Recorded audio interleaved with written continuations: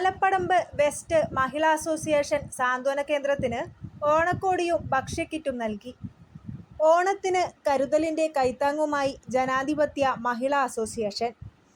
Alappadamba west village കമ്മിറ്റിയുടെ നേതൃത്വത്തിൽ മാത്തിൽ IRPC സാന്ത്വന വയോജന കേന്ദ്രത്തിലെ അന്തേവാസികൾക്ക് ഓണക്കോടിയും ഓണസദ്യയ്ക്കുള്ള ഭക്ഷ്യവസ്തുക്കളും കൈമാറി.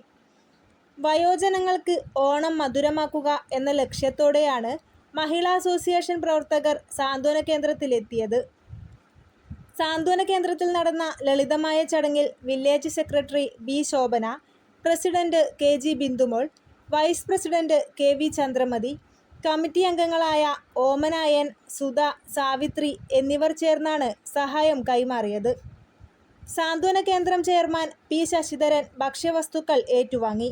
ചടങ്ങിൽ convener KV. Pavithran, manager TK. Sankaran master എന്നിവർ സംസാരിച്ചു.